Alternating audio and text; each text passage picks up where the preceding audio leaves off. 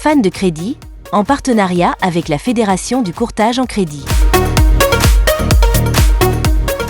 Bonjour à toutes et à tous, bienvenue sur cette nouvelle émission Fan du crédit. Et aujourd'hui, on va parler d'animation de réseau et d'animation d'équipe. Et j'ai le grand plaisir d'accueillir autour de moi Catherine Descamps. Bonjour Catherine. Bonjour Bruno. Alain Lagaudier. Bonjour. Karine Lambert. Bonjour. Et Cyril Fréjabu. Bonjour Bruno. Voilà, ils vont nous parler tout de suite un petit peu plus en détail de ce qu'ils font et de les structures qu'ils représentent. En ce qui me concerne, je vais donc lancer ce sujet qui nous intéresse parce que depuis 2004, et surtout là sur ces 12 dernières années, le métier d'intermédiaire de banque a connu énormément de croissance, de développement, a attiré beaucoup, pour plein de raisons. L'activité, bien évidemment, était au cœur du système. Et là, il faut bien s'avouer que depuis 2 ans, l'activité étant un petit peu plus tendue, les uns les autres peuvent se poser des questions. Alors, certains diront que c'est parce que c'était l'appât du gain qui faisait que les gens venaient. Je ne suis pas convaincu de ce seul dictat. Et pour cela, c'est pour ça que j'ai demandé à nos invités de pouvoir évoquer et d'échanger sur des bonnes pratiques, sur des petits trucs, des conseils qui permettent à chacun de se poser les bonnes questions, aussi bien les responsables des cabinets, mais aussi les mandataires ou les salariés de ces cabinets dans cette période qui, je le répète, bien que trouble, permet aussi de faire quelquefois un écrémage et de se repositionner en réfléchissant sur ces fondamentaux. Alors, je vous ai promis de vous présenter, donc Catherine, en vol. Oui, Catherine Descamps. Il y en a peut-être parmi nous ou en tout cas parmi les auditeurs qui te connaissent de préalable, mais voilà. Donc voilà, oui, ils me connaissent parce que pratiquement 26 ans dans le RAC et dans l'assurance, dans les assurances de prêt. En 2020, j'ai donc repris les années d'études pour pouvoir être maintenant coach et formatrice dans le domaine de l'intelligence émotionnelle. Ce qui veut dire accompagner un maximum l'individu pour recentrer autour de l'humain. Et je pense que effectivement notre sujet va faire que je vais pouvoir beaucoup développer ce que ça veut dire recentrer autour de l'humain. Eh oui, parce que notre métier, c'est avant tout des hommes et des femmes. Bien sûr. Alain. Donc moi, je suis directeur général pour le cabinet Progressium. Progressium, c'est un cabinet qui est spécialisé dans les réseaux de franchise. Donc on les aide à se développer et à porter leur projet de A à Z. Donc ça peut commencer dès le début, une idée, 1 point de vente, 2 points de vente. Et puis on a des super succès où on va à des dizaines de points de vente. Comme on aide également les franchisés eux-mêmes à trouver la bonne enseigne. D'accord. Et de manière plus particulière, je suis spécialisé de mon côté sur l'animation de réseau. Donc ça correspond, a priori, au thème d'aujourd'hui. Oui, moi j'ai toujours entendu que c'était Monsieur Animation, donc je pense qu'on a frappé à la bonne porte. Alors juste une précision, Progressium, cabinet de franchise, oui, mais des cabinets intégrés aussi potentiellement, parce qu'il y a des besoins qui sont assez proches. Mais on est plus sur... alors j'utilise tout le temps, on utilise le terme générique franchise, mais on développe tous les systèmes qui vont derrière ce terme juridique. D'accord. Karine. Eh bien, moi, je suis la fondatrice du réseau Les Courtières, donc spécialiste en prêt immobilier, rachat de prêt, bien sûr, le RAC, aussi prêt professionnel et assurance de prêt. Un réseau qui est uniquement sur la région centre, voilà, avec 6 agences et 20 collaborateurs, donc que j'essaye de fidéliser aussi.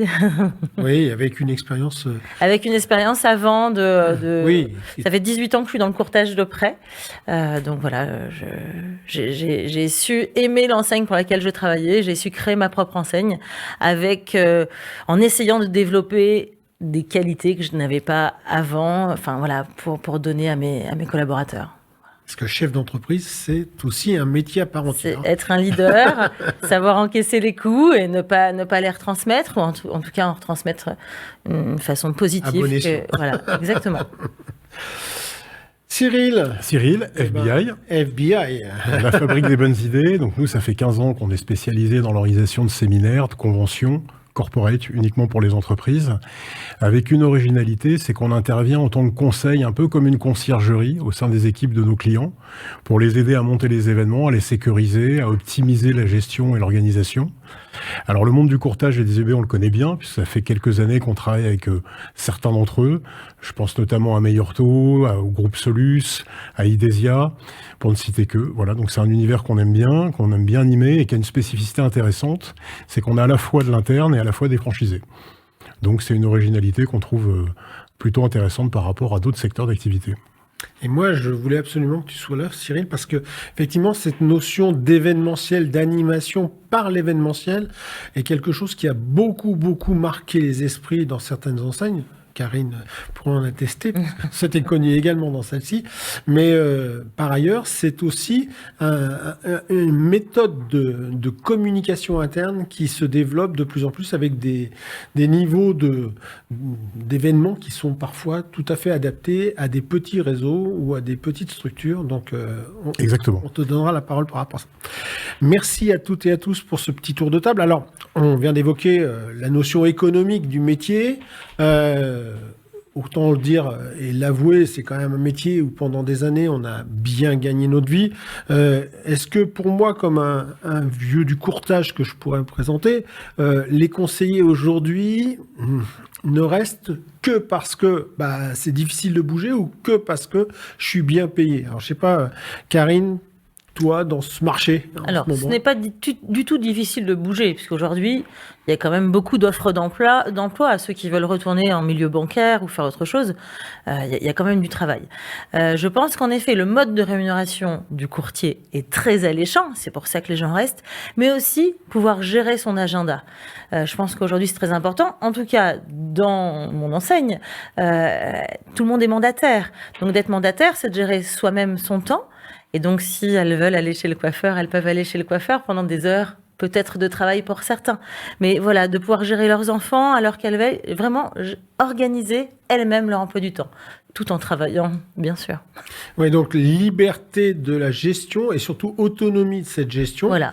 mais qui va plus avec le statut lui-même de mandataire. Oui. Donc voilà, on en parlera parce que on est sur une sorte de dichotomie en ce moment. Les gens sont à la croisée des chemins. Le métier tel qu'il est pratiqué, bien évidemment avec les tensions qu'il y a eu économiques, sont beaucoup retournés vers du recrutement de mandataires. Les gens qui sont dans une fragilité financière personnelle ou en incertitude, eux, privilégieraient le salariat. C'est pour ça que ce sera bien de mettre en balance les avantages et les inconvénients des uns et des autres. Oui, bien sûr. Et donc, toi, Catherine, aussi, tu as été intermédiaire. Ce sujet-là, tu l'as connu aussi. J'étais MNE, effectivement. Je vais rebondir sur ce que tu viens de dire, Karine, parce qu'en fait, là, c'est l'exemple des mandataires ou d'un courtier indépendant, d'accord? Il va gérer son temps. Et en cela rejoint exactement ce qu'attendent aujourd'hui les salariés, les collaborateurs, donc les parties prenantes d'une structure. Il ne s'agit pas seulement de gérer son temps, il s'agit surtout de trouver un équilibre vie pro, vie perso. Et de la base et toute la complexité pour un dirigeant d'entreprise aujourd'hui qui travaille avec des indépendants ou qui travaille avec des collaborateurs et de se poser la bonne question. Qu'est-ce que je mets en place ? Parce que le monde a changé, parce que les attentes ont changé, parce que le retour à l'humain est particulièrement important aujourd'hui. Donc, qu'est-ce que je mets en place pour éviter le burn-out, le bore-out, ou bien la surcharge, ou bien l'absentéisme, ou bien la démobilisation, y compris pour un mandataire externe. Et en cela, moi, je suis le leader, donc qu'est-ce que je mets en place ? Et pour cela, je pense que ça fait partie de ce sur quoi tu vas nous amener après. En tous les cas, il y a au moins un critère qui est particulièrement important, c'est l'objectif et le sens de l'objectif. Donc, co-construction. Ouais, je rebondirai à plusieurs reprises sur la notion de sens de l'objectif. Parce que, comme on est sur une clientèle, clientèle, une population, excusez-moi, je suis encore dans mon métier, une population qui est plutôt effectivement de travailleurs non salariés. Objectif, c'est compliqué. Il faut qu'en fait les gens épousent cette notion d'objectif pour eux-mêmes. Et comme tu l'évoquais, la notion d'objectif, c'est aussi parfois simplement un équilibre entre les deux vies. Mais on peut aussi évoquer, et je vais me tourner vers Alain après, cette différence qu'il peut y avoir, même cette incompréhension qu'il peut y avoir entre un chef d'entreprise qui a envie que les gens s'impliquent complètement et prennent conscience que la période est compliquée pour pouvoir y aller mort dedans, et d'autres personnes qui, au contraire, sont peut-être plus incitées à rééquilibrer leur vie par rapport à une tranche d'âge, par rapport à une situation familiale ou quoi que ce soit. Donc, c'est pas toujours évident de pouvoir faire ça. Parce que quel que soit l'individu, c'est pas l'envie qui compte, c'est l'action. Je peux toujours rêver, si je n'agis pas, il va jamais rien se passer, quoi. D'accord? Donc ce n'est pas l'envie qui va amener à l'objectif, c'est qu'est-ce que je souhaite mettre en place. Il s'opposera à pas mal de philosophes qui disent qu'il faut commencer par avoir l'envie pour pouvoir réussir, mais je te laisse mettre et juge de tes propos. Cela étant, le retour aux facteurs humains et ce qui est important, et quand ils sont mandataires et ou salariés, ce métier, ils ne le font pas que et surtout pas pour l'appât du gain en premier. Pour ceux qui sont indépendants, c'est parce qu'ils ont choisi d'être indépendants, parce qu'ils voulaient être leur propre chef d'entreprise. Et puis d'autres n'ont pas le profil, n'ont pas l'envie, etc., etc., etc. Et ils ont leur propre motivation. En tous les cas, ce qui est important de retenir, c'est que ce métier, ils le font par un engagement, parce qu'ils apportent un service à l'autre et aux autres. Et ce n'est pas que financier. Alors, c'est pas que financier. Alors, est-ce qu'on peut parler, moi j'entends beaucoup ce terme-là depuis un certain nombre d'années prendre de la place, notion de marque d'employeur, la notion de confiance dans la marque, confiance dans le chef d'entreprise. Alain, c'est quoi en fait? Ça résonne vraiment dans l'état d'esprit quand tu recrutes des... Au-delà, dans le vocabulaire même, c'est le mot qu'on entend souvent, c'est le thème d'appartenance. C'est comment je fais en sorte que ce soit mes salariés ou mes franchisés, pareil, en générique, dans mon vocabulaire, comment j'arrive à ce qu'ils soient avec les mêmes valeurs que moi, comment j'arrive à les tirer, à les s'entraîner avec moi, et qu'ils soient quelque part mon porte-parole aussi, et le porte-parole de l'enseigne. Donc c'est le mot qui résume, c'est quand même l'appartenance. Tout le monde se bat dans les réseaux de franchise, dans le bon sens du terme, non, se battre, pour avoir ce vocabulaire. C'est écrit en gros de partout. Comment je fais pour, au-delà de fidéliser, mais comment je fais pour que mes équipes, toutes mes équipes, au bureau, au siège, sur le terrain, dans mes franchisés, ils aient les mêmes valeurs que moi, et qu'on ait un seul drapeau, et qu'on n'en ait pas 50 différents. Et ça, c'est une vraie bataille. Est-ce que c'est au niveau dès le recrutement qu'il faut poser des jalons là-dessus, ou est-ce que, parce que on est dans un moment où, là je disais, jusqu'à il y a 2-3 ans, on était quand même dans une forme d'euphorie, même si on a eu la période du Covid un peu particulière, mais on était quand même dans une période d'euphorie. Et à ce moment-là, on a eu, on va dire, du recrutement un peu à tout crin, avec des gens qui, quelquefois, quand ça s'est mal passé derrière, ou qu'il y a eu un retour de flamme du marché, se sont retrouvés un petit peu dépouillés, démunis par rapport à ça, parce qu'ils sont arrivés en période d'enflammement, si on peut dire ça, et puis aujourd'hui, on parle de ça.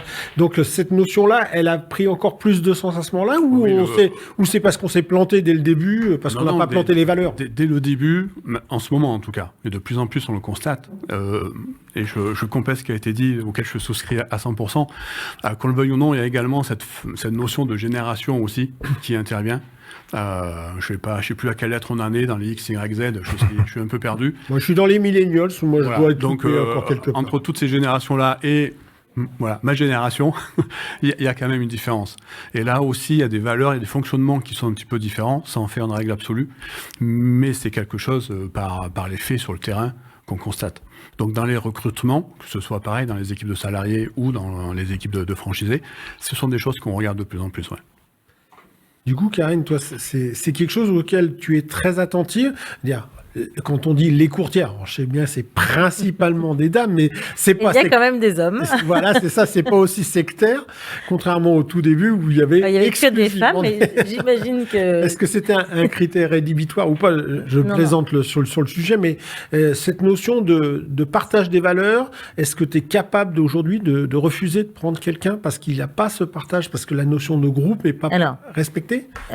Bon, déjà, il faut avoir envie de travailler, hein, parce que c'est vrai que les générations changent et on tombe aujourd'hui sur des gens qui ont de moins en moins envie de travailler. Certes, je suis d'accord avec toi, Catherine, comme quoi il faut vraiment que tout le monde s'y retrouve entre la vie pro et la vie perso, mais la vie pro est quand même l'essentiel à gagner de l'argent pour pouvoir profiter personnellement. C'est comme ça que je vois les choses. Quelquefois, il m'est arrivé d'être en effet pas en adéquation avec une recrue, et souvent, quand elle ne partage pas les valeurs, elle ne rentre pas dans le move de l'entreprise. Je sais pas comment on pourrait appeler ça, l'éthique, le sens, voilà. On parlait de Sens, sens. ouais. Le sens de l'entreprise, ouais, c'est ça. Les musiciens diraient le groove. Et souvent, ça perd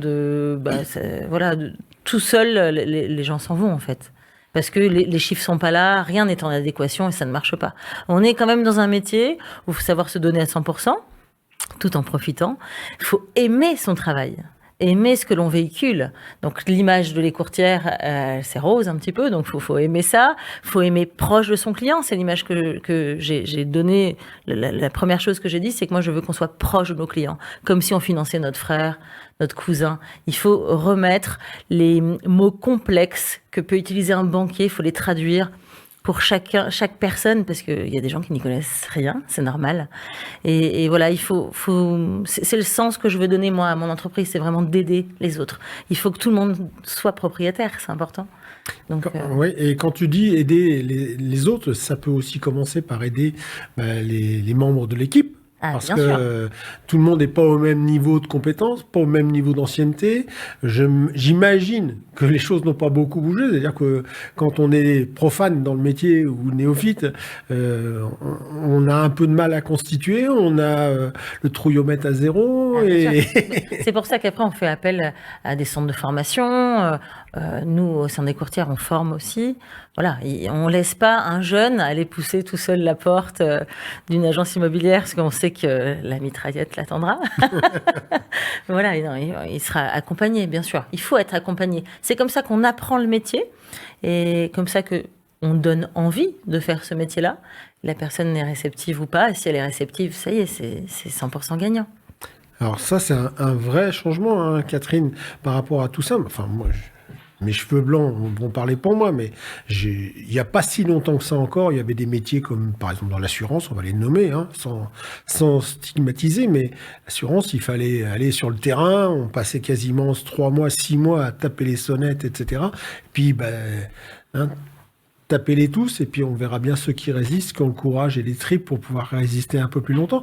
Ça a vraiment changé aussi, ça, où on est encore sur des réseaux de taille humaine et les grands réseaux sont un peu déconnectés, ou est-ce qu'on est encore dans cet état d'esprit? Et est-ce que les gens sont prêts à ce qu'on les aide? Ils attendent que nous les accompagnions. Oui, ils attendent que nous les accompagnions, et de plus en plus. Et c'est aussi pour ça que vous devez le constater sur le marché, de plus en plus de particuliers font appel aux courtiers, parce qu'ils se rendent compte que leurs correspondants bancaires, leurs interlocuteurs ne sont pas de très très bons conseils toujours, et ou sont uniques dans leurs renseignements, d'où l'importance et l'intérêt de parler à un courtier, parce que lui, il va avoir un panel de propositions, il est là pour décrocher la meilleure offre, le meilleur taux, etc., etc., etc. Alors, est-ce que aujourd'hui la prospection a changé? Oui, aussi, puisque les comportements ont changé, pardon. Donc oui, la prospection aussi, et que l'accompagnement est particulièrement important, parce que quand quelqu'un qui rentre chez toi, qui apprend un nouveau métier, et ou qui avait des façons de faire il y a 5 ans chez un confrère ou bien concurrent, eh bien, aujourd'hui, il ne va plus pratiquer de la même manière, puisque les gens attendent autre chose, et puisque, le particulier, j'entends, d'accord, le demandeur attend autre chose, et que le service, c'est pour ça que tout à l'heure je disais, il n'y a pas que la rémunération qui les intéresse, il y a une empathie chez ces gens-là. Et ces gens-là, ils ne sont pas allés vendre, pardon pour l'expression, mais des extincteurs ou autre chose chez Leroy Merlin. Non, ils vont dans un métier où il y a de l'humain. Et aujourd'hui, ce n'est plus je vends un service financier et ou une assurance, c'est j'accompagne. C'est j'accompagne sur un projet de vie, c'est j'accompagne pour que la personne rebondisse. Ça demande énormément d'empathie. Et donc, tout cela, voilà, ça a pris de la place. Ça a pris de la place. Ça donne une autre vision aussi du courtier qui était particulièrement malvenu. Rappelle-toi, il y a 20 ans, le courtier, waouh, qu'est-ce que nous étions mal à l'aise et décriés. Et c'est plus le cas aujourd'hui. C'est plus le cas. Aujourd'hui, il a une reconnaissance sur le marché. Et tant mieux. Reconnaissance des consommateurs, reconnaissance aussi en général du métier par la réglementation. Et des partenaires. Et des partenaires. Ça reste encore à prouver pour tous, mais en tout cas, c'est vrai qu'on s'est imposé. Non, mais il faut être honnête. Moi, j'en discute suffisamment. On est encore pour beaucoup une variable d'ajustement dans leur business plan, mais en tout état de cause. Alors là-dessus, il y a un truc sur lequel je voudrais vraiment qu'on rebondisse, c'est cette notion de sens qu'Alain évoquait. Tous les deux, est-ce que cette notion de sens fait partie en général déjà d'une vision stratégique du chef d'entreprise? Est-ce qu'elle est présente, cette vision stratégique? Est-ce qu'on n'est pas toujours dissimulé vers faut juste gagner plus d'argent, faut juste aller chercher plus de clients, faut juste écraser la concurrence? Voilà, c'est soit une vision à court terme, soit une vision à moyen ou long terme. C'est vrai. Je ne vais pas dire qu'il n'existe pas et qu'on n'a pas rencontré dans nos parcours des personnes qui voulaient aller très très vite, prendre le pactole et s'en aller avec. Ça peut arriver, ça doit arriver, il y en a sans doute quelque part. Par contre, donner du sens quand on veut vraiment créer son entreprise, la pérenniser, faire adhérer, avoir cette notion d'appartenance qu'on citait tout à l'heure, ça peut pas se faire en disant « Allez, je bricole un petit peu, je repeins 2-3 trucs et puis je vends tout ça ». Non, ça peut pas marcher. Ça peut pas marcher. Donc le sens passe par une vraie vision, une vraie ambition, un vrai chemin d'étape. C'est pour ça que seul, pour les clients que nous, avec lesquels nous on travaille, on les accompagne, parce que c'est pas simple. Hein. C'est pas simple d'être tout seul, chef d'entreprise, il y en a autour de la table. Il y a par des moments où on se pose des questions quand même, légitimement. Et donc quand on n'est pas accompagné, c'est encore d'autant plus difficile. Donc il faut d'abord que le chef d'entreprise, effectivement, ait son cap, sa vision, le partage et fasse adhérer. Si cette base-là n'existe pas, ça sera plus difficile. Et qu'il ait aussi d'autres paires de lunettes. Parce qu'en fait, moi, j'ai une vision aujourd'hui avec ma paire de lunettes. Même si je me pose un tas de questions qui vont me la faire varier, cette paire de lunettes, ça reste toujours la mienne. Et donc, l'accompagnement externe, effectivement, est important parce que ça me permet d'ouvrir d'autres champs des possibles. Se faire réfléchir. Bien sûr. Cyril, toi, tu les retrouves dans tes événements que tu leur proposes, que tu organises. Est-ce que là aussi, tu as vu une évolution? Est-ce que c'était avant, le chef d'entreprise, il voulait qu'il y ait ça qui soit dit, et puis on n'en démord pas, et tu étais un exécutant professionnel et averti, mais un exécutant? Ou est-ce qu'aujourd'hui, tu es intégré complètement dans cette vision? Et est-ce que, du coup, dans tes expériences, tu vois cette évolution se transparaître dans la façon d'organiser ces événements grandioses, pas grandioses, plutôt privilégier des petits, plutôt organiser des moments de convivialité un peu plus intimes avec une partie d'entre eux, etc., etc. T'as tout ça aujourd'hui, non? Oui, alors, moi je pense que c'est surtout les participants, et encore plus la jeune génération, qui ont un peu obligé les organisateurs à bouger le curseur. C'est-à-dire qu'aujourd'hui, on n'attend plus simplement un événement extrêmement festif, on va boire du champagne, etc. Il y a une exigence qui est plus du tout la même de la part des participants. Et les organisateurs, on est dans le vivant, donc faire passer des valeurs, un esprit, c'est pas évident. Si on traduit pas ça dans l'organisation de l'événement, ça peut pas fonctionner. Donc les organisateurs se sont un peu retrouvés finalement vraiment au pied du mur à se dire mais il faut que je change les choses. Et alors j'aurais des exemples intéressants, mais je les citerai pas, mais avec certains de nos confrères, on s'est retrouvé à modifier des programmes. Et là où ça devient intéressant, c'est qu'avant, il y avait beaucoup de sociétés qui n'allaient pas sur l'événementiel en disant c'est un média qui coûte cher, emmener 50 personnes pendant 3 ou 4 jours, ça coûte cher. Et finalement, les nouvelles attentes des participants permettent finalement de faire des événements qui sont très efficaces et qui coûtent moins cher. Parce qu'on s'est aperçu qu'aujourd'hui, aller faire du 4x4 en montagne pour certains, c'était pas une priorité. En fait, aujourd'hui, il y a 3 éléments qui sont très importants. C'est l'efficacité. Et vous parliez tout à l'heure d'objectifs, c'est une réalité. Les participants à un événement aujourd'hui veulent quelque chose de court, d'extrêmement important. Ils veulent retrouver un retour sur l'investissement temps qu'ils vont faire dans cet événement. Et là, ça vraiment, on le retrouve dans tous nos événements. Et d'ailleurs, la durée des événements a été réduite. On était plutôt sur du 3-4 jours. Aujourd'hui, on est plutôt sur du 2 jours et du très proche. Parce qu'il y a une attente sur l'événement responsable aussi. Et ça joue énormément. Après, la deuxième chose, c'est l'échange. En fait, on a beaucoup de participants qui, au sortir d'événements, assistaient, alors que ce soit de la part de l'entreprise pour laquelle ils viennent, soit des partenaires qui sont présents, parce que vous savez que dans nos événements, il y a souvent des partenaires, bancaires, assurances.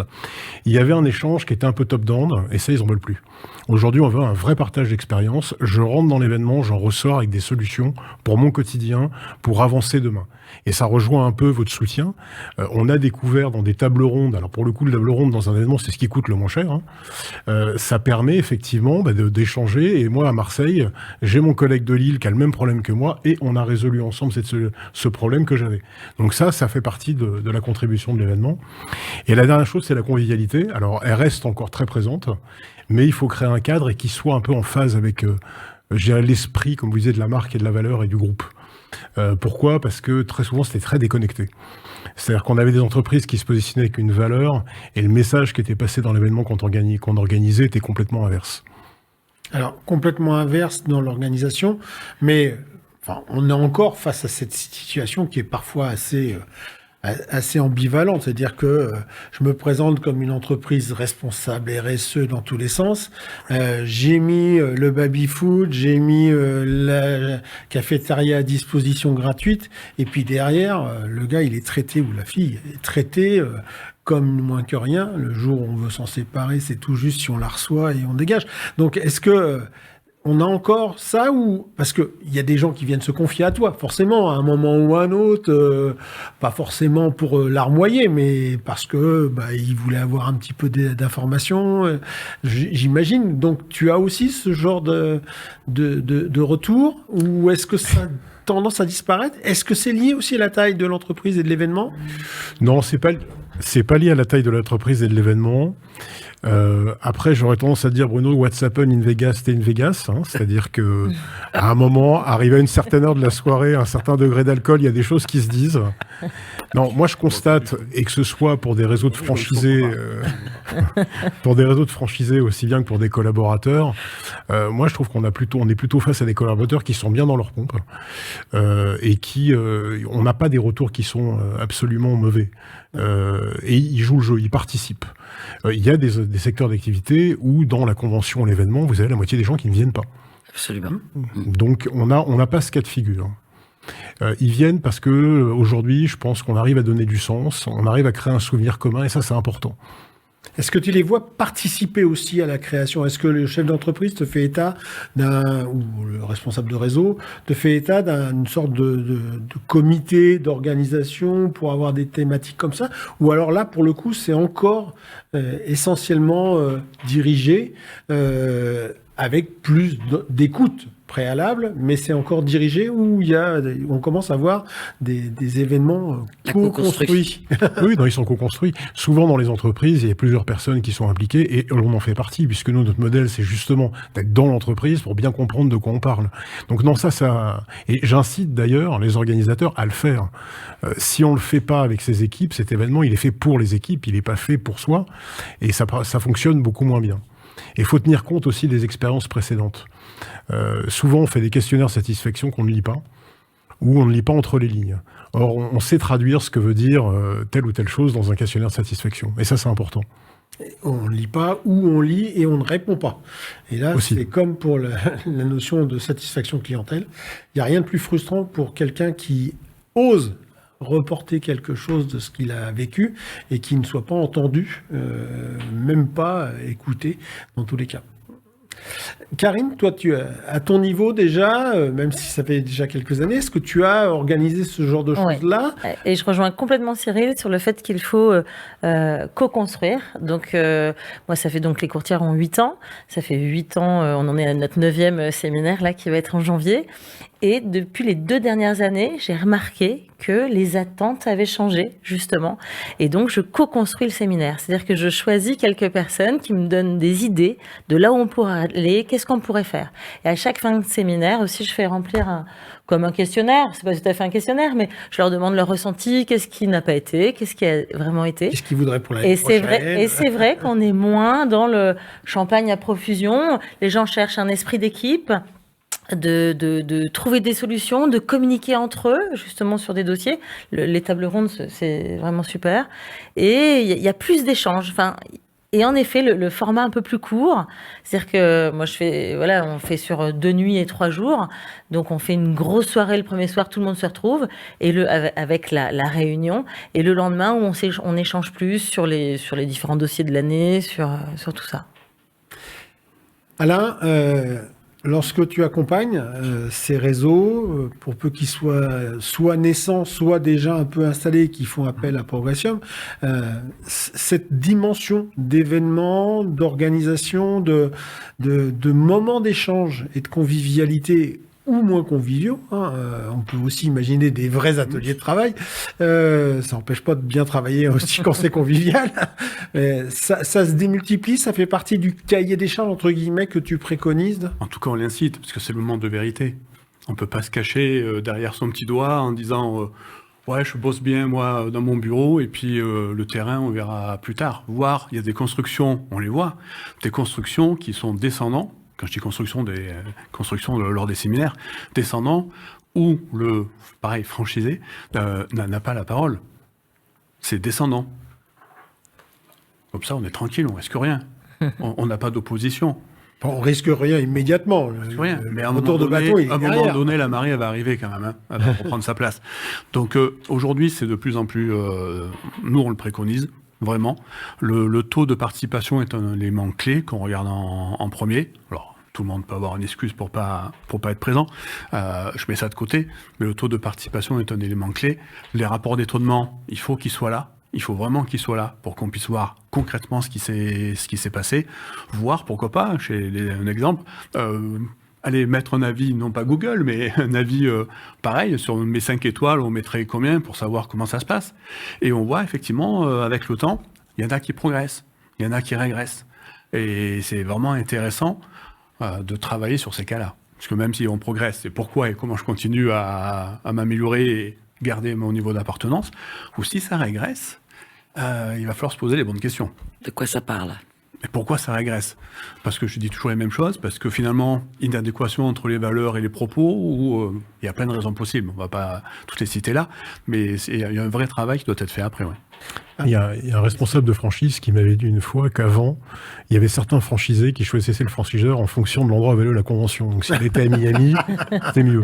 Aujourd'hui, c'est plus où on va, c'est ce qu'on y fait. Et c'est exact ce que vous dites, hein. C'est devenu très important, sachant que pour le participant, on est en concurrence avec son quotidien. Je pars 3 jours quelque part en séminaire, en rentrant j'aurai 300 mails, ma femme qui va pas être contente parce que elle s'occupait des enfants, puis elle était toute seule pendant la semaine. Donc c'est important qu'il n'ait pas cette impression d'être venu pour rien. Or ça, effectivement, ça se construit. Alors, dans ces animations, dans ces événements, moi, il y a un truc qui m'a toujours tenu à cœur, c'est l'intégration des différentes populations. En clair, est-ce qu'on met en place que la félicitation et la récompense des commerciaux, ou est-ce qu'on y intègre aussi d'autres personnes qui contribuent à la réussite de l'ensemble de l'équipe? Comment ça se passe au niveau des jeunes? On crée un trophée, un challenge pour les jeunes entrants, avec des règles, mais quand c'est comme ça, quand on met trop l'accent sur les jeunes, les fidèles, les anciens se sentent un peu désaimés quelque part. Donc, est-ce qu'on a... Il y a des astuces, Catherine, tu as déjà vu ce genre de choses-là? Comment les gens l'appréhendent? Alors, du point de vue de la personne elle-même et après du point de vue de chef d'entreprise. Donc, je vais vous faire parler l'un après l'autre. En fait, je viens de le vivre là encore dernièrement dans le cadre de plusieurs conventions. Régulièrement, les chefs d'entreprise font et remercient les meilleurs. Alors, les meilleurs en chiffres, encore pour l'instant. Moi, je suggère qu'il y ait effectivement les meilleurs en chiffres. Ils sont très bons. C'est normal qu'ils soient félicités, récompensés et mis en avant. Cependant, je pense qu'il y a aussi d'autres critères. Par exemple, les parties support. Les parties support, elles sont le service administratif. Les parties support, elles sont particulièrement importantes. Le commercial, il aurait beaucoup de mal à pouvoir faire fonctionner et le dirigeant d'entreprise aussi sans ces parties support. Donc, je trouve qu'elles doivent être aussi présentes. Je trouve que, par exemple, pour intégrer les jeunes qui viennent de rentrer, eh bien, leur demander sur un délai très court, 2 semaines, 3 semaines, le nombre de personnes, de nouveaux indicateurs d'affaires et ou de rendez-vous réalisés avec un mandat qui rentre, signé, etc., pour voir parmi ces jeunes qu'est-ce qui se passe. Parce que il n'y a pas que la reconnaissance en chiffres, il y a aussi l'intégration complète des personnes. Ça veut dire ou bien combien tu as eu de parrainage, par exemple, sur ton année. Parce que quelqu'un peut avoir eu beaucoup de parrainage et pas forcément être le meilleur en chiffre d'affaires. Et je pense que tous les critères sont à regarder et à dire est-ce que j'en fais quelque chose qui va pouvoir emmener le plus grand nombre ou est-ce que je reste uniquement centré sur les meilleurs résultats? Moi, je suis pour la première option, vous l'aurez bien compris. Je trouve qu'il est important de regarder plusieurs critères et qui ne sont pas forcément des critères de résultats chiffrés, qui peuvent être des résultats, donc, oui, de parrainage, oui, de rencontres, oui, de comment j'ai accompagné un nouveau, par exemple, parmi les animateurs et ou les managers, j'ai accompagné une nouvelle recrue, qu'est-ce que ça m'a pris comme temps? Jusqu'où je suis allé avec lui? Qu'est-ce que je lui ai appris? Quel est son témoignage? Quel est son retour? Et je pense que plus nous allons multiplier dans une entreprise les capacités à reconnaître l'autre, et plus vous allez engager de personnes, parce que vous allez cibler une diversité beaucoup plus grande. Et choisir, c'est frustré, forcément. Donc, je peux pas non plus prendre en considération tous les critères. Il y a un moment, oui, la notion du chiffre ou de la valeur ajoutée, peu importe comment on l'appelle, parce que il peut y avoir une grosse différence entre les deux. Après, c'est aussi les pondérations qu'on peut y mettre, parce qu'effectivement, une agence de 20 personnes, c'est pas une agence de 2 personnes, etc. Les populations et les générations entrantes ne sont pas les mêmes.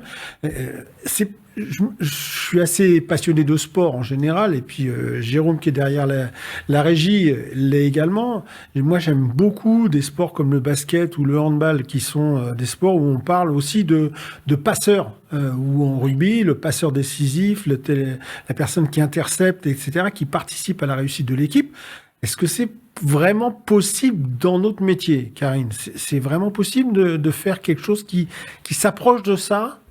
Oui, parce que je rejoins complètement Catherine. Aujourd'hui, on peut plus remercier que le meilleur. Alors certes, on sait qu'entre le meilleur de l'entreprise et le second, il y a souvent une très grande différence. Donc bien sûr, il doit être remercié. Mais il y a plein d'autres critères, parce que il y a le critère, comme tu as dit, les différences d'âge. Il y a aussi la différence de secteur. Moi, je le vois sur la région centre. J'ai une agence à Orléans et une autre à Moulins.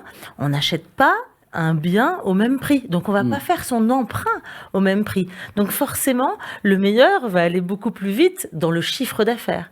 Donc, c'est pour ça que moi, j'ai créé différents trophées, justement, que je remets. Et entre autres, aujourd'hui, on est plus centré sur la personne qui a fait le plus grand nombre de dossiers. Parce qu'elle peut certes avoir gagné moins, en plus, suivant les conventions bancaires, suivant plein de choses, sur le secteur, c'est toujours différent. Elle peut avoir gagné moins, mais avoir travaillé autant, en fait. Et ça va être important de regarder aussi les taux de transformation. Le plus difficile dans la passe, c'est en effet vers le back-office. Parce que je suis d'accord que sans ce back-office, le commercial, il peut pas être aussi bon qu'il le prétend, ou qu'il est. c'est difficile de faire la passe, mais je pense qu'on peut y arriver. Et il faut y arriver. Alain? Sur les critères, je souscris tout à fait. Après, en ancien manager, et ça remonte à quelques années que j'ai été, a toujours une vraie réflexion sur le meilleur et, on va pas dire le moins bon, mais celui qui est en dessous. C'est notre rôle, ça sera le rôle, enfin je dis jeu encore, alors je sais plus, mais ça sera le rôle du directeur, enfin quel que soit le statut du manager, de faire en sorte que celui qui est troisième progresse. Et il vient tutoyer le premier. C'est trop facile de dire toi c'est bon, continue, et toi t'es pas bon, t'as qu'à faire mieux. Ouais, mais c'est c'est le boulot du responsable, quel qu'il soit, de le faire. Voilà. Je voulais apporter cette précision parce que ça paraît sinon un peu trop simple. Sur les critères, entièrement d'accord. L'idée, c'est quand même de réduire peut-être un peu les trophées et les renouveler chaque année, en mettre d'autres chaque année. Sinon, on risque d'avoir. Moi, je l'ai vécu dans une structure dans laquelle je travaillais. On a les mêmes qui reviennent chaque année. Donc, la première année, c'est sympa. La deuxième année, on sourit. La troisième année, les gens se font... Il est ça sert à inatteignable. rien. C'est inatteignable. Le critère étant choisi de telle manière qu'on sait d'avance qui va gagner. Donc, c'est plus un critère. Donc, autant qu'on lui remette de suite et ça sert à rien. Donc, sur cette partie-là, je suis fan de sport aussi. La passe, moi, je le vois plus sur la partie Formule 1. Celui qui a gagné le Grand Prix, si les mécanos n'ont pas changé les pneus en 10 secondes, ou je ne sais pas combien ils font maintenant, il va perdre la course. Donc un commercial, je suis généraliste, pour qui son système de logistique ne fonctionne pas, son système de facturation ne fonctionne pas, qu'est-ce qu'il va faire? Rien. Il a beau être le meilleur du monde, s'il n'a pas le produit qui débarque à un moment donné, il ne peut rien faire. Donc avec son ADV et avec tout ce qui va à côté, il n'est pas seul. Enfin, seul, moi je ne sais pas, seul on fait rien. Donc là, l'équipe est vraiment là, et là aussi c'est le rôle de l'encadrement, du directeur, de faire en sorte que cette osmose, et je reviens à mon appartenance et au sens et aux valeurs, doit être partagée. Catherine, tu voulais ajouter quelque chose, je pense. Non, oui, c'est un peu le même genre. Cyril, on peut aussi vite tomber dans ce qu'on appelle, moi j'appelle ça le syndrome de l'école des fans, c'est-à-dire que tout le monde gagne. On a 10 trophées, on a 10 personnes, tout le monde a un trophée. Et là, la notion de trophée, elle perd sa valeur. Parce que chez un commercial, même si les tendances changent, on a quand même le goût du challenge en général. Donc c'est vrai que le vainqueur, dans sa tête, il aime pas être deuxième une année, il essaie de se battre pour revenir. Mais après, effectivement, on peut avoir des différences qui sont telles que la personne derrière se dit ça sert à rien. Même si jamais je me bats comme un fou, je vais pas arriver à ce niveau-là. Tu le vois ça dans les conventions ou dans les événements que tu as avec des remises de trophées, tu t'en aperçois? On est sur quelle tendance aujourd'hui? On va chercher des trophées un peu différents, genre la meilleure note sur l'advising, les avis clients, la personne qui aura le plus aidé les autres, effectivement le taux de parrainage le plus fort, le taux de transformation parce qu'on plaira aux banquiers. C'est des sujets comme ça plutôt que simplement l'agence qui a décroché le million? Il y a les deux. On voit des challenges d'équipe, alors surtout sur les services support par exemple, alors, ça va être sur un thème, le taux de décroché, les appels clients, des choses comme ça. Et là, il y a un petit cadeau qui est organisé parce que nous, on a le challenge et le cadeau. Et il y a toujours le challenge individuel pour les meilleurs commerciales, la meilleure agence. Alors, c'est pas l'école des fans, Bruno, parce qu'en fait, en général, ce qui va avec le trophée, c'est le cadeau. Et pour que ça marche, les organisateurs font des cadeaux qui ont une certaine valeur. Alors, on a très longtemps eu les voyages. Bon, aujourd'hui, la RSE fait qu'il y a moins de voyages. Alors, ce qui est paradoxal, par contre, c'est que les cadeaux, c'est souvent des demandes individuelles. On a de moins en moins de demandes de cadeaux de groupe. Ça a moins de succès. Les gens préfèrent avoir, même si c'est un challenge collectif, un cadeau individuel. C'est une distension entre justement les effets de la vie perso et de la vie professionnelle, ou c'est simplement parce que on a aussi un monde qui devient un peu plus individualiste et on a envie de profiter, éventuellement même avec son conjoint, du cadeau. C'est le sujet, c'est le conjoint. C'est-à-dire que l'incentive, dans le sens large du terme, fonctionnait quand le mari ou la femme rentrait à la maison et tiens, si je fais mon chiffre cette année, j'aurai un frigo, une voiture. Évidemment que le conjoint était intéressé.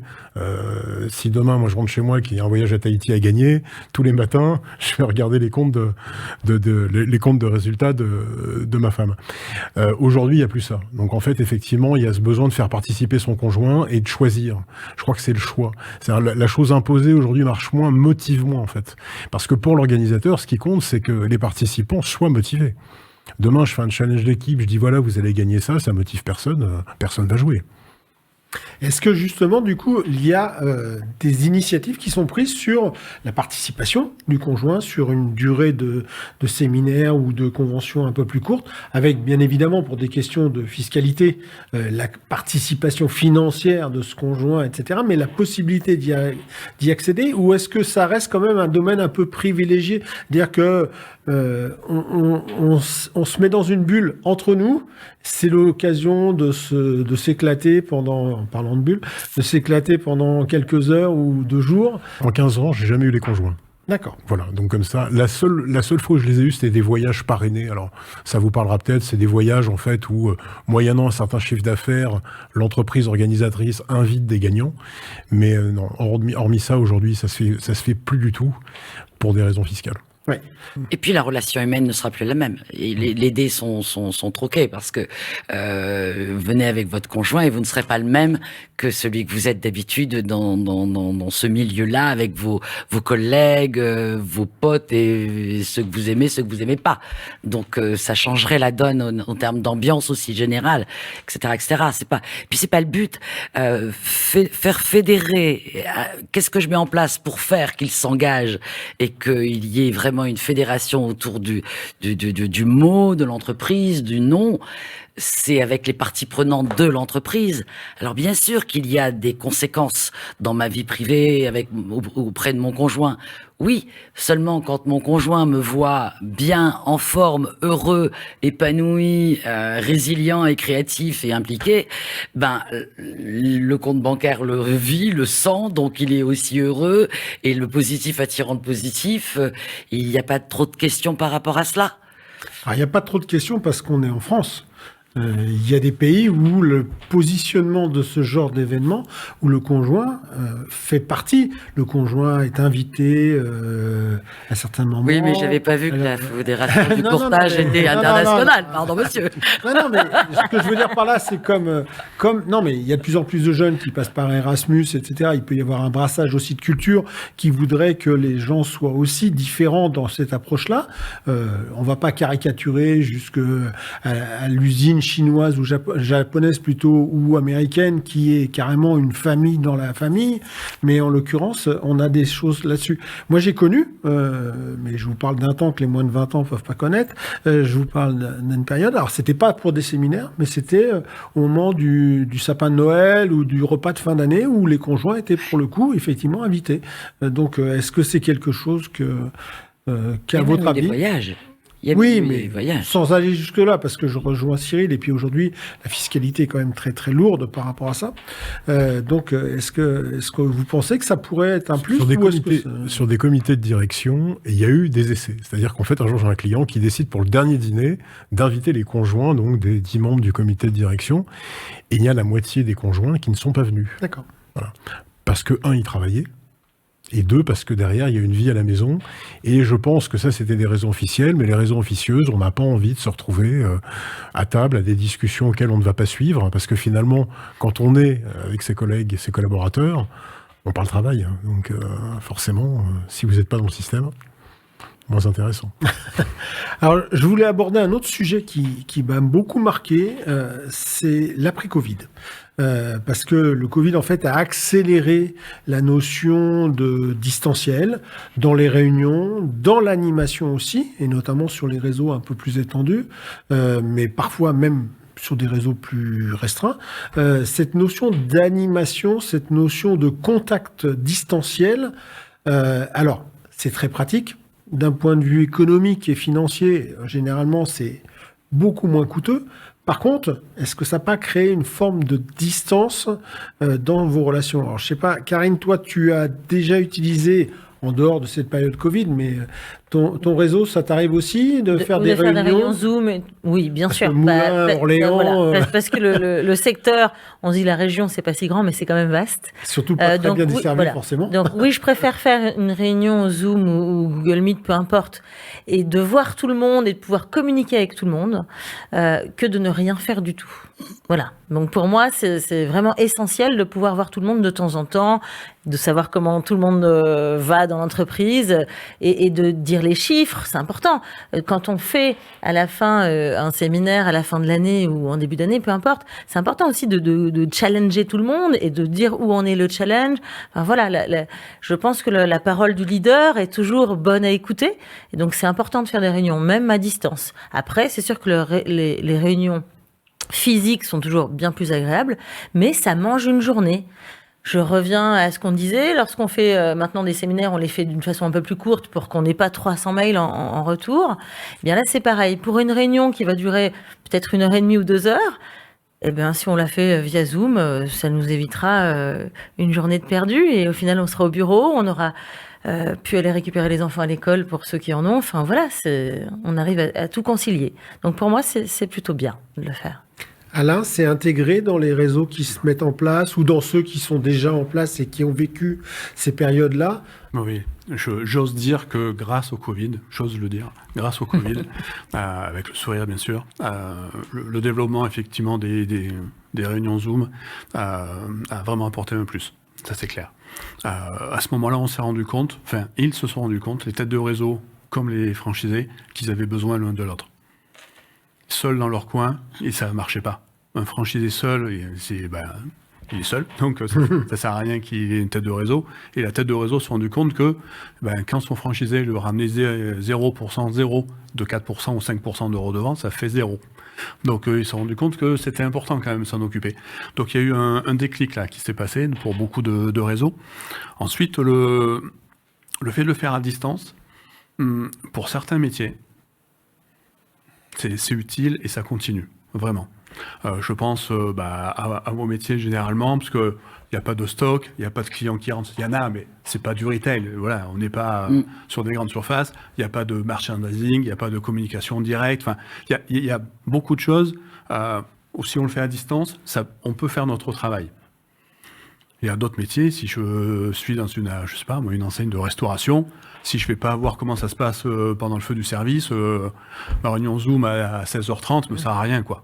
Ça me sert à rien. Oui, mais enfin, on est quand même si on est dans un métier de service qui peut se faire à distance, on a quand même un ressenti particulier. On a l'état d'esprit de l'équipe, on a des petites choses qu'on voit pas, l'affichage obligatoire qui est pas à jour, etc. Mais il faut pas aller trop loin. C'est-à-dire que ce que j'avais complété, c'est aujourd'hui ce qu'on voit pour le service, c'est mon jargon, une visite sur 2, un déplacement sur 2 se fait en présentiel et le deuxième se fait en distanciel. Et ça peut fonctionner comme ça. D'autres secteurs d'activité, ça sera quasi que du présentiel. Le distanciel est plus difficile. Après, attention, animer une réunion en distanciel, il faut apprendre à l'animer. C'est un vrai métier. Oui, bien sûr. C'est pas la même chose que d'avoir sa petite équipe autour de la table. Si on veut que ça soit là aussi efficace, productif et intéressant, pareil, on revient à ce que tu disais tout à l'heure dans les séminaires. On va regarder peut-être pas le ROI, mais quand même, qu'est-ce qui se passe, qu'est-ce qu'on fait derrière, l'ordre du jour, ça va être un élément essentiel pour la réussite effectivement de ces réunions à distance. L'attention n'est pas la même. C'est pas pareil. Je te rejoins quand tu parles des chiffres, effectivement, à distance, ça passe très bien. Les nouvelles normes, les changements dans les banques, les nanana, tout ce qui va être normes, process, en distanciel, ça passe très bien. Moi, je préconise une visite tous les 4 mois en présentiel. Et au lieu de faire 1h30, c'est 3 à 4 heures. Parce que là, je viens te voir. Parce que là, je viens t'écouter. Parce que là, je viens parler d'autre chose. Et je viens avec une thématique que tu m'aurais demandé. Parce que je demande d'abord. Tous les 4 mois, voilà, ils savent que c'est tous les 4 mois. Et qu'est-ce que vous attendez? Qu'est-ce que vous aimeriez que cette fois-là, nous parlerions? Ça peut être un petit sujet de formation, ça peut être un sujet, ou bien faire un tour de table ou faire des entretiens individuels.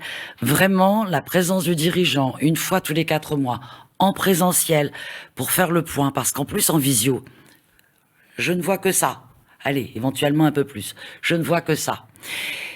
Et quand je suis en présentiel, je vois le non-verbal et le paraverbal de la personne. Et donc, je vais bien mieux déceler s'il y a quelque chose qui dysfonctionne. Et puis, je vais pouvoir aller le voir. Je vais pouvoir lui demander. Que là, si je lui demande, tiens, tu restes avec moi 5 minutes derrière. Est-ce que tu étais bien là? Est-ce que tu... Ah ouais, parfait. Eh ben, pas toujours. Pas toujours. Et je ne vois pas tout en distanciel. Donc il y a pour moi vraiment des limites et je parle bien du leader, hein, je parle vraiment de celui qui est en charge soit de l'animation, soit le patron de directement. l'engagement de ses équipes. D'accord? Eh ben, je trouve que c'est très, très, très important. Une fois tous les 4 mois. 2 fois par an, pour moi, c'est trop peu, quoi, par exemple. Après, Moi, je pousse même du présentiel. Tous les 3 mois, je suis un peu plus gourmand. J'irai un peu plus, mais le risque qu'on a vu, c'est que cette souplesse, cette nouveauté, finalement, qui est arrivée à ce moment-là, se transforme comme l'alpha et l'oméga de tout, alors que ça l'est pas. Effectivement, ça sert sur des choses très précises. Ça fait gagner du temps, ça fait gagner de l'argent. On est entièrement d'accord sur le principe. Par contre, quand je suis en distanciel, si je vois que le directeur, je vois pas le reste de l'équipe. Il y a des choses qu'on sent. On n'aime pas dire ça dans l'animation, pardon, je touche le micro. C'est pas que du ressenti, mais en étant sur place, on voit les choses, on perçoit les choses. On peut discuter 2 minutes, même si avec précaution, avec les collaborateurs qui sont dans l'agence ou dans le magasin.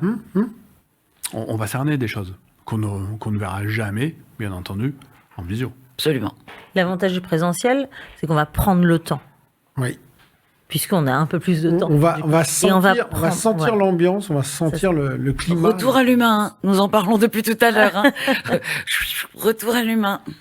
Alors justement, vous me parlez, Alain a lancé la perche sur le décideur ou la personne qui est en charge de cette notion de sens qui est distribuée.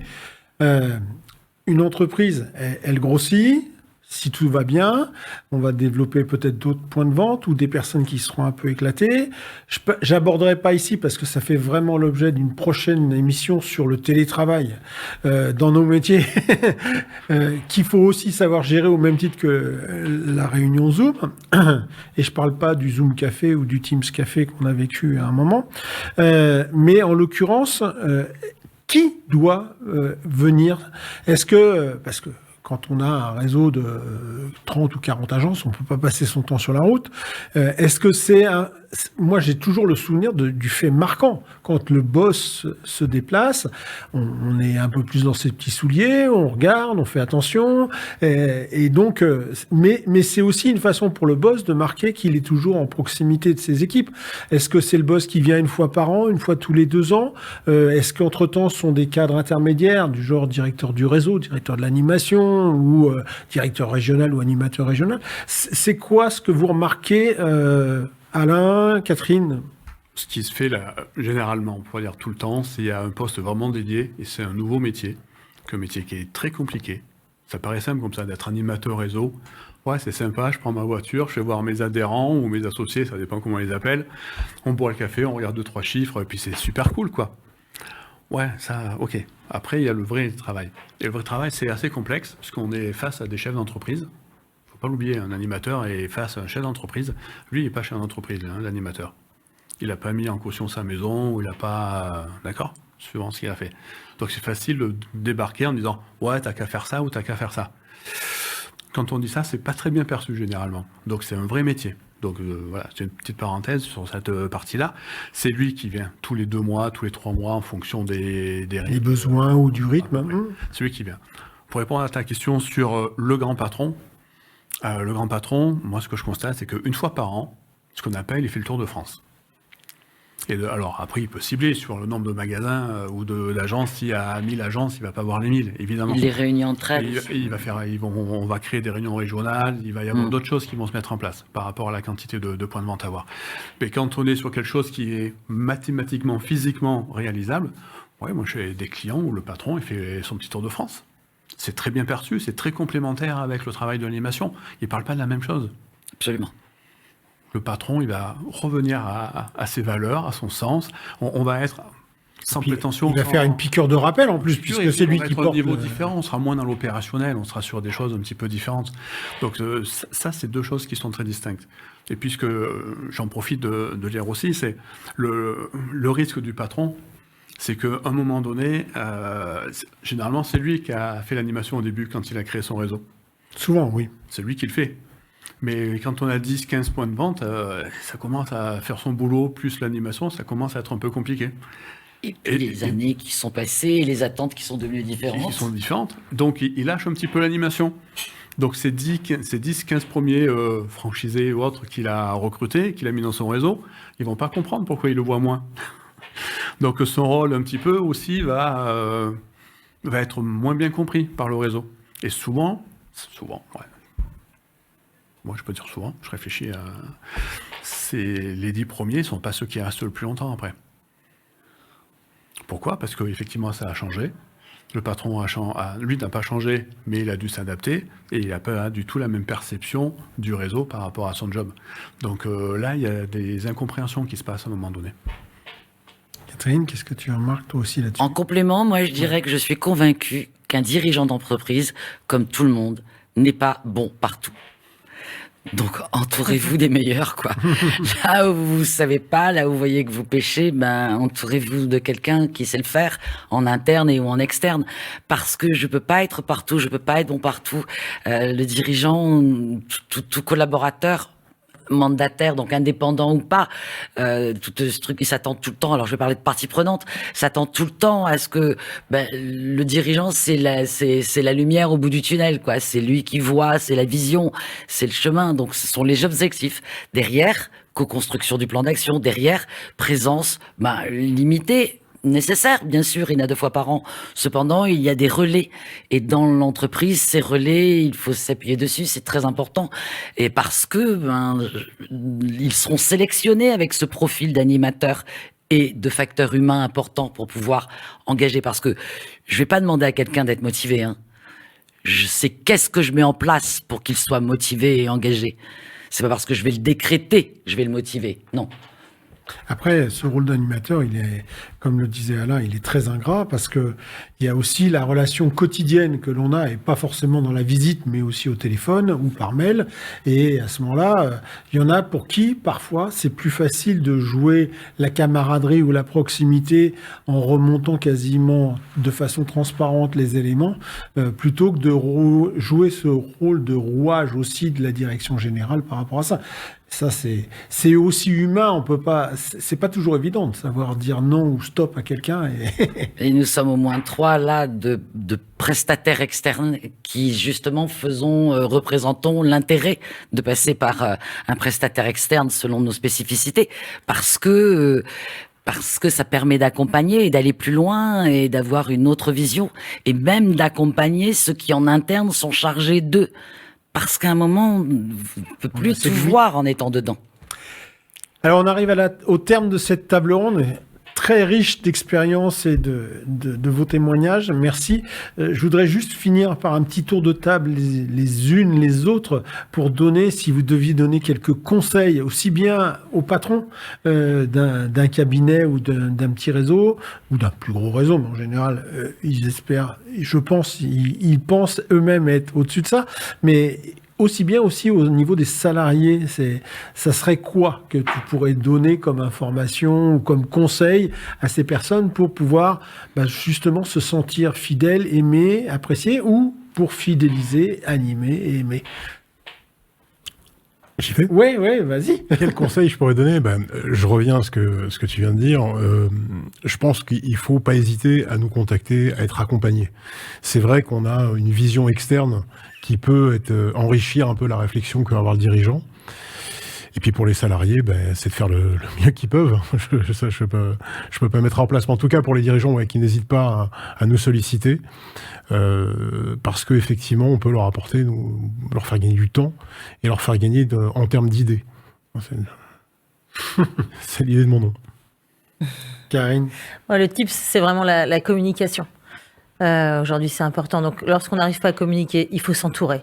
C'est évident. Ou quand on n'a plus le temps de communiquer, il faut s'entourer et faire appel, en effet, à des sociétés extérieures ou se structurer au sein de l'entreprise.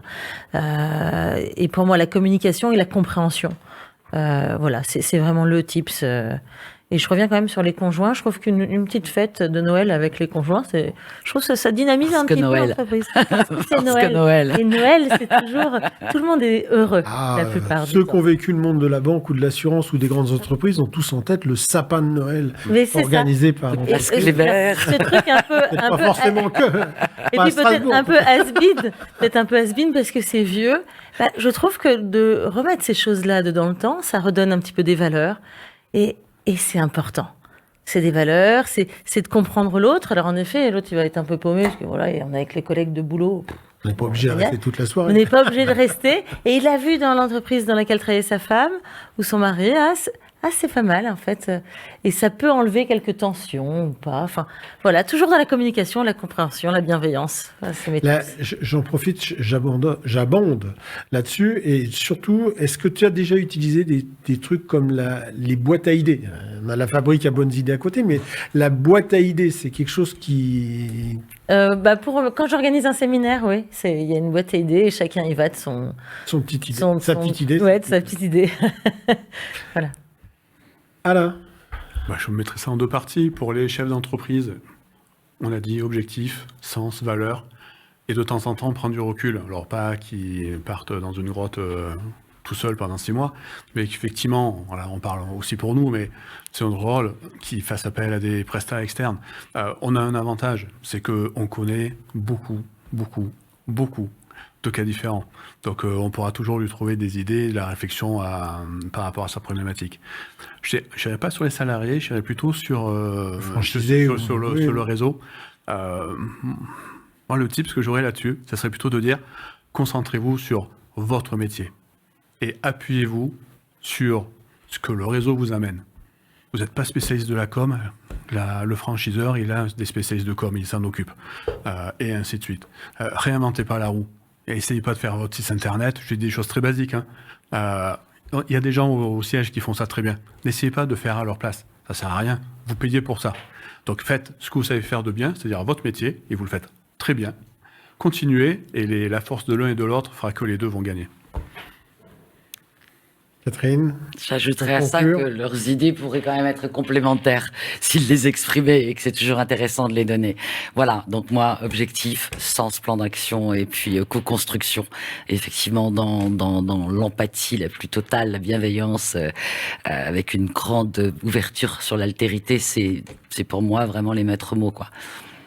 Merci à toutes et à tous pour ce bon moment passé ensemble. J'espère que vos conseils et vos expériences dont vous nous avez relaté quelques éléments serviront à nos auditeurs. En l'occurrence, moi je retiens effectivement de pas être seul, donc que ce soit effectivement en interne ou à l'extérieur, mais de partager, qu'il y a différentes étapes dans la construction d'une entreprise et qu'à chaque étape, il faut savoir aussi s'adapter et puis s'adapter aussi aux technologies, à l'environnement et aux nouvelles technologies et aux nouvelles générations. Et donc, c'est pas forcément évident. Donc, soyez ouverts et pensez avant tout, je pense que comme nous on le fait pour les clients, pensez avant tout que le client, il a aussi le droit d'exprimer ses façons d'être et ses raisons dans tous les cas pour pouvoir en tirer un profit. Et c'est comme ça que vous arriverez à maintenir une motivation.